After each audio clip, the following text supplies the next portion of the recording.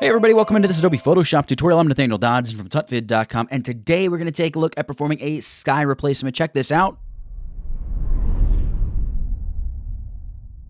Yeah, it's a little bit of a dramatic effect, maybe a little bit too dramatic, but the principles kind of stand across the board, and maybe you can make your photo look a little bit more beautiful than mine did, certainly a little less, dare I say, over-processed. We're going to take a look at how to do all that and more in this Adobe Photoshop tutorial. Now, if you enjoyed the video, just make sure you go ahead and subscribe to the YouTube channel so you never miss any Photoshop tutorials in the future. And if you really enjoy the video, consider picking up a copy of my Photoshop course. Boom, a link appeared right up there. It's all about how to retouch images in Photoshop. You might really like it, you might not, but hey, it's worth giving a shot. You can click the link and check it out, and you may find that it just is something that helps up your game in Photoshop a little bit. I'm talking too much. Let's get into Photoshop and get this thing started. Alrighty, well, here we are in Adobe Photoshop, and this is the photo to which I want to add the sky, and this is the sky that I want to add to it. This is actually from a clouds pack that Joey L was offering years ago. I want to say like 2010. Looking around, I realized I still had them on my hard drive, and I don't know that I ever used them for anything, but they're some really great photos. It's not his fault that I haven't used them. It's mine. Now, this photo of this building here, part of the thing that is going to help us here is the fact that there's pretty good contrast between the sky and the foreground elements, even these trees and things. But obviously we need a relatively complex selection because of all the tree bits and all the edges of the building. So what we're going to try to do is begin with a channel-based selection. I'm going to jump into my channels panel over here, and I'm going to look for whatever makes the sky kind of the brightest and the foreground kind of the darkest. I think that's the blue channel. I'm going to drag the blue channel down and drop it on the new channel layer. And before I do much of anything, I'm going to open up levels and just boost the contrast by going Image, Adjustments, Levels. And I'm going to say, yeah, push the black up. And then I'll say, get over here and push the white up. I'm just looking to make sure that I don't lose too much of the tree branches. If I lose a little bit of them, that's fine. But I don't want to lose too much. And I'm just going to darken up the foreground kind of as much as I can without making the edges look too crunchy. And then what I'm going to do is I'm going to grab the lasso tool and just make a very rough selection around this. I sped up the creation of that there so as not to bore you. What I was doing was just trying to get a very rough selection, but leaving a little bit of buffer there so you can see all the really detailed stuff. I didn't touch that. I kind of just made a, you could say a loose selection around the entire foreground, right? Even here through these buildings. I didn't mess around with the trees. We'll take care of them later. I'm just looking to get the stuff that, yeah, everything within this selection should be solid black. So now that I know that, I'm going to go Edit, I'm going to go Fill, and I'm going to say, you know what? Fill Contents, Solid Black. Boom, hit OK, and then we can go select, deselect. Now, obviously, we got the bulk of our mask here, created, filled with black, but these edges are still not solid black, so we need to do something about that. And the sky still kind of looks like it's light grayish, and we want that to be white, while everything else in the foreground, including these like sticks and tree branches, we want all that stuff to be black. So what I'll do, I'll come over here and grab the brush tool, and I'm going to set the blend mode of the brush tool. Now, this is not of the layer or anything like that. This is the blend mode of the brush tool. I'm going to set it to soft light. I'm going to leave the opacity at 100%, the flow also at 100%. And I'm going to come over here. I'll make the brush size itself a little smaller. In fact, I'm just going to use my square bracket keys to do that. I'll knock it down to about 300 or so. I want to make sure that I'm painting with my foreground color set to black. You see that right there, black. And what this is going to do is as I paint, and we'll correct this error here. I'm going to hit OK. What we need to do is come back to layers. Make sure we select our layer, right? It turns, whoa, what happened? Everything turned back on. That's fine. Turn this channel back on. Select the channel. Shut off the composite RGB channel. And now, because this layer is selected, it's going to work for us. Check this out. How ridiculous is that? Now, because this brush is set to soft light, look at what it's doing. It's just painting in black the edges that I'm running over. Look at that. Isn't that amazing? We're getting a nice, exact, precise edge. And I'm just painting over very roughly, but because soft light is only attacking pixels that are very similar to it, we're getting a beautifully, nearly perfect selection. And you can see, look at that. It just picks out all the details. Great. I can brush over the trees a little bit. I probably don't really want to brush over the trees too much, though, if I'm being honest, because they tend to carry a lot of matting through with them, and you'll see what the matting issue is in a second, because we're going to have a little matting. We could come into the trees up here, but again, I just want to be careful of the sky and stuff around it. I'll hit the trees a little bit. And then I think what we'll do here is I'm going to set my brush mode back to normal. I'm going to grab the move tool so I'm not distracted with this giant brush. And I'm once again going to go Image Adjustments, Levels. And I'm just going to push the white point up a little bit here just to really make sure the sky is just totally 100% solid white. And I'm going to hit OK. And I think now we have a great selection of our sky. And you may be thinking, great selection, what are you talking about? This is a black and white. What in the world's going on? Well, if I control click this, you're going to see here that Sure enough, we have made a really complex selection here of the sky, including all this crazy detail here around the trees, and stuff is feathered and just matched and meshed in perfectly. Now, the one thing we're going to have to look out for is some of the sky does peek through the window there, so we're probably going to have to go in manually and paint the sky in. That's fine. We know we're going to have to deal with that, and we will when we get to it. Now, if you have an image where using a channel-based selection is just not working out for you, I'm going to select my RGB composite channel again, you can use the quick selection tool. You could drag a selection over the sky and do this whole game, and then you could take it into select and mask. I did a super rough selection, by the way. You could take it into this, and you could use your refine edge brush tool, and you can go ahead and brush over the tree and try to brush up and touch up the edges here of your mask, and you know what, I've got to say, it's actually working out a little bit better than I thought it would. Yeah, I kind of dig it there when we let go. That's a pretty nice selection. That was pretty quick, too. Maybe faster my channel-based selection. This is mainly just to show you've got multiple options here in what you do. Maybe I'll output this as a new layer with layer mask. I'm not going to try decontaminating the edges or really any of the global refinements, although there are some really powerful things you can do with smooth and feather and contrast, even shifting the edge. Maybe we'll shift the edge a little bit. I lie. We'll shift the edge just a tiny little bit, -7%. I'm going to hit OK. And we've got this new layer with layer mask here. Obviously, it's just showing the sky. Well, that's easily enough rectified by just selecting the mask and hitting Command or Control I.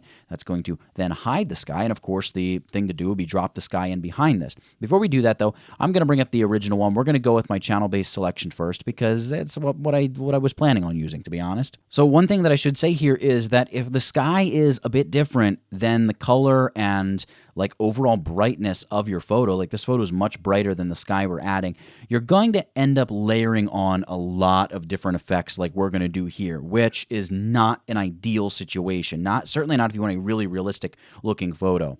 So the key is going to be to shoot a sky in very similar weather, or maybe not even weather, but very similar lighting conditions, time of day, stuff like that, to the photo that you're adding the sky to. So just to show you how important this can be, I'm going to drag this sky into our other image. So I'm going to grab my move tool. I'm going to drag this over. We're going to drop it in place. It's going to say a different bit depth. That's fine. I don't care about that. I'm going to zoom out here, and what we'll do here is we'll make this a little bit smaller maybe, and we'll push it up. Maybe something right about there. Something like that. Could be cool. We'll commit that change. And now I just need to add a mask to this sky layer. So if I go to my channels, I Command or Control click on this channel thumbnail. See, I've got that great selection. And then all I need to do is come down here and hit my new layer icon. Boom, we've masked the sky into place. Now, notice the nasty kind of matting, crunchy look around everything. There's a little bit of that white edge. Just for the sake of the argument, let's duplicate this layer. Let's see what it looks like. I haven't even tested this out. Let's just see what it looks like. I'm going to delete the layer mask. I don't want to keep it. Let's see what this looks like if we use the mask that we created with Select the Mask. So I'm going to Control click this. That is the layer mask. I've got the sky layer selected. Once again, we're going to hit New Layer, but this time the selected area is the whole foreground. We actually want the sky to disappear from there, so we want the mask to be filled with black in the foreground like we've been doing. And right now the foreground is the selection. So to create a mask but fill the selection with black instead of white, hold down the Alt or Option key and click Add a New Layer Mask. And you can see even with Select the Mask, we still have that kind of crunchiness in the sky. Which one looks better? Which one looks worse? Ooh, I don't know. I think the channel-based selection might look a little bit better around the trees. I don't know. I might be splitting hairs, though. It's really close. Anyway, I'm going to delete that. Let's stop being distracted by that. For this layer here, for the first sky layer, what I'm going to do is I'm going to unlink it from the mask. See, unlink. And now what I can do is I can drag it around kind of in the sky and position it exactly as I want it to be. Maybe something kind of like that. And really, before I go any further, there are a few things we can do. We can select our mask. I can zoom in, be like, yeah, you know what? All this really light stuff around these branches, I kind of want to get rid of that. So what I would do is grab my brush tool. Once more, we would set it back to the soft light blend mode. Now here, we want to paint in the mask. We want to paint white because we want the sky, the layer that we're hiding parts of, we want it to kind of almost cover the edges, just the very edges of these sticks and branches and stuff, just to take away that really strong lit edge. So I'm going to make sure I set my foreground color here to white. And we could try painting over this and see what we get. So you can see here, the more I paint over it, the more I'm making it go away. It's almost making the branches themselves look like they're disappearing. So I would probably use this effect somewhat sparingly, or not really effect, but technique somewhat sparingly, at least for this image. Some images it's going to work really, really well, but I'll still kind of cool everything off just a little bit by going over it. And same for the trees down here. It won't hurt, and it's not going to hurt anything that we already have set in place. The other thing that I want to do is I want to zoom in here on my layer mask and make sure I take care of my windows here. Now, the windows on the sort of the sides of this turret on top here, you can't really see the sky other than the reflection, and the reflection is really bright, but that would be a matter of probably dodging and burning, adding a little bit of color effect right to those edges. In this case, I just want to get the obvious bit of bright sky in there. I want to knock that out and just get my nice orange sky to peek through. So I'm going to grab my brush tool again. We'll set our blend mode back to normal, and I'm going to use my square bracket keys, the left square bracket key in particular, and I'm going to just size down my brush and then go ahead and paint away all these little squares. And I've just sped the video up here just so you don't have to painstakingly agonize over watching me do this, and we can get on with our lives here. And I can zoom back away from that, and I think that's close enough to working for us. I think that'll work. So now that we have all this stuff set, we can select our sky and just reduce the opacity to about something like 75%. We're just laying down sort of the base of our clouds. Now, I'm going to duplicate this layer, Command or Control J, and I'm going to set this layer to the screen blend mode. Now, this part of the process where I'm mixing these blend modes, this is going to depend on a few things. Number one, the brightness level of your existing photo, also the brightness level of the clouds that you're pasting into the existing photo, and the result that you want to get. So maybe if it's just too bright and you're looking to actually darken things up, you could go with something like the multiply blend mode. You could go with kind of an extreme effect with color and contrast by pumping some hard light into there. You could go right to a soft light blend mode. You're just kind of infusing a little bit of contrast. Now that just really doesn't look good for this photo. I'm going to stick with screen, but just know, play around with your blend modes in there. There's a lot that they can do for you. Now I can duplicate this layer. By the way, do you see this little like line going around the edge? There might be just like 1 pixel or half pixel that we need to correct here. So I got the brush tool here. I got my blend mode set back to normal. I'm going to shut off the top layer for a quick second and select the mask here on our underlying, our 75% opacity layer. And I'm just going to click once, hold down shift and click all the way up here. Yeah, you can see that just takes that line right away. I'll click another time and I'll click out to here, and then I'll just go through gently kind of across here. Just try to get rid of that line as best I can, something like that. If you see any kind of little like annoying stuff like that, just you probably want to clean it up earlier rather than later. It'll be nice. And now, of course, we already have this layer mask duplicated with the layer that we duplicated. So you can hold down Alt-Option and duplicate kind of the corrected layer mask up. Hold down Alt-Option, drag that layer mask up, and it's just going to replace it. Voila, just like that. Now we're going to hit Command or Control J, duplicate this layer. We're going to set this to the blend mode soft light, and I'm going to boost the opacity back to 100%. So you can see we kind of have this extreme colorful sky effect, and the foreground is not necessarily what I would consider colorful. So this is where we need to layer on some effects and help kind of bring everything together for us. Now, we could do a lot of boosting and vibrance and curves adjustments to the foreground, but I'm going to go for a more heavily stylized effect that's a little bit more punch you in the face. But one of the things I'm noticing is what looks like some fringing up here around the clock tower. Yeah, you can see we have a bit of fringing up there. So let's try to correct this here real quick. I'm going to come back to my original mask. I'm going to grab the brush tool, and this is where it's just a labor of love. I'll probably go with the blend mode of soft light, and I'm going to paint with white, and yeah, you can see for sure when I go in there, I can clean that stuff right up. So I'm going to real quick just spend a minute cleaning this up. In fact, you'll probably see me just speeding through this. But this is, again, where, take the time to get a nice selection and clean that channel up, get rid of your fringing, and it's just going to give you a much more realistic look overall that you'll be more pleased with, that your clients will be more pleased with, and just when everybody's happy, everyone's happy. And not everything needs to be pixel perfect. It's just kind of take out the noticeable stuff.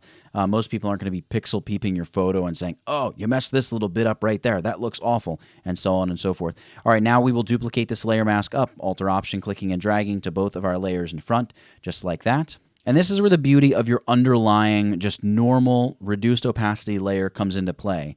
For some of these difficult edges where we're still seeing that strong white edge, this is where you would just take the brush, not even a soft light blend mode, normal blend mode, and probably an opacity of around, I want to say 50 or so. You would just go over some of these, paint with white, so you're painting in the sky. Whoop, make sure you have the layer mask selected, and paint the sky just right over some of these edges. It's just going to help blend the images together a little bit. It's going to add the color of the sky to the edges of your branches, and that's all right, because when you're looking at branches like this, they're almost semi-opaque just by their very nature. So when you're just coming in here and mixing some of that color with them, it's kind of all right. I'm going to add a little bit of orange that's kind of flaring through the top of the clock tower. Not the most realistic bit of orange coming through there, but it serves our purposes for now. And really, you can see that edge still really needs to be cleaned up a little bit more. We can spend a lot of time. It's a very, very complex edge, but I don't want to spend all day just working on the selection. Let's get to finishing up the toning here, finishing up this effect. We've covered a few different ways now to work on the masks and selections and channels and select the mask. And just there's a lot of ways to create great selections in Photoshop. I'm going to delete the top layer here, and let's get to work on this. So I'm going to select all three of the sky layers by shift-clicking. Click the top one, shift-click the bottom one. Hit Command or Control-G, and we can call this sky. So now, of course, we can see there's before, there's after. It really starts to change the mood a little bit, right? The brightness in these windows might be a little bit too much. The brightness in these windows might be a little bit too much. That's all stuff that would need to be adjusted. But for now, let's go ahead and add a hue saturation adjustment layer, and we're going to clip it to this layer group. So the hue saturation is going to affect these three sky layers. Clip it by hitting Command-Option-G. That would be Control-Alt-G on the PC. And I'm just going to set the overall saturation to like -25 or so. So we're really going to pull some life out of the sky. Again, we're trying to help it match a little bit the foreground, a little bit more than it is now. Then we're going to go ahead and add a levels adjustment here. And what I'm going to do, I'm going to seek to get rid of some contrast overall. So I'm going to set my output levels to around 31, let's say, and the input levels around 225-ish. And maybe I'll shift the mid-tone point here to like 1.05. You can see we're really killing contrast. We're adding a very little bit of brightness, but mainly killing off a ton of contrast. Then I'm going to go ahead and use a lookup table, a color lookup table adjustment layer. I'm going to load a 3D LUT file. I'm going to use one of the defaults. I'm going to go with edgyamber.3dl. This is a very orange look. I'll go ahead and set this to the layer blend mode of soft light. And then I'll just reduce the opacity a bit. So here's where you can reduce the opacity as much or as little as you want. Maybe I'll bring this down to, I don't know, 50, 75%. I'll probably roll with 50, something like that right now. Looks pretty good. And now to infuse a little more contrast, we'll do this the easy way. Just add a levels adjustment layer, set it to the blend mode soft light, and then just reduce opacity until it kind of looks good again. So maybe right around 65, 70%. There's before, there's after. Now I have to say, harping on the whole selection issue again, this is where any bad selections in the branches, you can see that light edge is really coming out. This light edge here on the side of the turn, up on the top of the turret, the lookout tower area is really coming out. The semi-opaqueness of these orange little nodes sticking up, that's really coming out. So this is where it's just important to get a nice selection. The nicer the selection, the nicer your final finished effect is going to be. But this would be something where you would go over each of these little nodes and make sure they're perfectly selected with the brush tool after creating your general selection with select and mask, especially if this is something you're doing for a client, of course. And now what we're going to do to apply some nice global overall adjustments is we're going to use the Camera Raw editor. So I'm going to merge all layers to a new layer, Command-Shift-Option-E. That'll be Control-Shift-Alt-E on the PC. There it is. I'm going to call this grade, and I'm going to right-click on this and choose to convert it to a smart object. This will just allow me to come in and edit and adjust my grading and toning later on anytime I want. Next, we'll go Filter, Camera Raw Filter. And after this bad boy opens up in Camera Raw, I've got a bunch of presets over here that a buddy of mine made. I'm going to go with this X04 --. You're going to see it's going to give me this kind of toning effect. It's pretty cool. If you're interested in this little pack of presets, they're for Lightroom or Camera Raw. I'll make sure I try to remember to link my buddy's site in the bio for this video so you can check them out yourself if you're interested. And now what I'll do, I'll come back to the basic editing tab, and I'm going to boost clarity quite a bit. So I'm going to go like, I don't know, plus 50-ish in the clarity department. And I think I'll also come over to the effects. I'll push dehaze, I'm sorry, not clarity. I'll push dehaze up maybe plus 20-ish. That's a bit strong, but I think it's kind of working for this image. We're going for something that's just over the top dramatic. And then we're going to add some post-crop vignetting as well. So I'm going to push this up to maybe around 10. Something like that, maybe 20. We'll pull it back a little bit if we have to. Let's increase the midpoint, or I'm sorry, decrease the midpoint. Let's take it down to about 30. That looks good. I'm going to leave the roundness where it is, and I'm going to increase the feathering, something like that. All right, so 20 is a little bit too much. Let's take it down to maybe 10, 11, 12, 13, something around 13. 13 looks good. So 13 for the amount of the vignetting.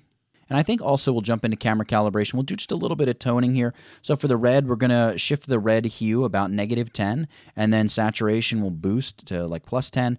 I don't think I want to mess with the greens at all. And for the blue primary, I'm going to knock that down -25, and we'll push the saturation up. I'm going to try to go crazy with this. I'll go like plus 50. Actually, it's not quite as crazy as I thought it would be. I think it's kind of nice. I'll go back to basic. I'll hit OK. And you can see, obviously, it's a really, really extreme effect. But the beauty of this extreme grade is we now have this smart object on its own layer, and we can simply reduce the opacity a little bit, blend the images together, and get the exact look we want. So I could put it right around 60%. Let's just say, hypothetically, this is what I wanted. The last thing I would probably do here is grab my brush tool, make it huge. So just use your left and right bracket keys. Now you can see it's not going to let me do anything with the brush because we're on a smart object. So let's enter into quick mask mode right here, hitting the enter quick mask mode icon. And I'll make my brush huge. So I want it to be giant, and I want it to be very soft edge, and I want the opacity of the brush to be 100%. And I'm just going to go ahead and paint into the foreground something kind of like this. We're going to try to darken up the foreground just a little bit. Hit the letter Q to load that as a selection, and then we'll go select modify feather, and I'm going to feather it a lot, maybe like by 500. And then I'll add a levels adjustment layer here. And all I need to do is set the levels adjustment layer to multiply. That's going to darken the foreground. Now it's darkening it way too much, but we have our opacity slider. So we can slide the opacity back. Just darken up the foreground a little bit. Now we're going to hit the letter Q to enter quick mask mode once more. And this time I'm going to paint up in the sky. So kind of painting over all the dark areas of the sky, just like that. Hit the letter Q, and then we're going to go once more, select, there we go, modify feather. We're going to feather it by 500 again. And we're going to add another levels adjustment layer. This one, however, is going to be set to the screen blend mode. And once more, we will just reduce the opacity, something down around 25. And we can see if we shut those two layers off and turn them back on, we sort of digitally relight our image. And it gives a nice, just an inversion of sort of where the eyes should look. Really, it's going to go ahead and plant our focal point somewhere right out here. So when we look at this photo, we're looking right in through here, and then we notice the big, beautiful clouds, and then we start to notice some of the detail in the foreground and the midground there. And then lastly, we start to pick up some of these edge details. And those, of course, are the areas that we kind of did the poorest job making sure our selection was ready. So especially with this particular image, this is the way to do it. And yeah, there you have it. That's kind of a relatively straightforward sky replacement, but it's such a great technique.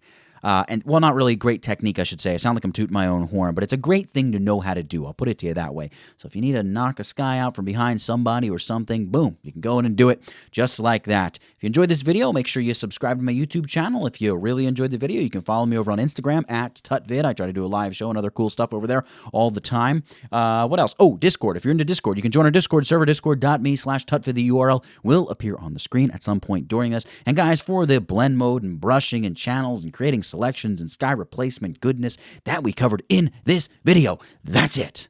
Get it? Got it? Good. Nathaniel Dodson, tutvid.com. I'll catch you in the next one. And before you go, make sure you subscribe to my channel for more great tutorials every day.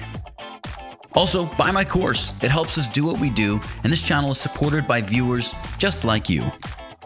You can also just click the thumbnail and watch another video from this channel. See you next time, guys.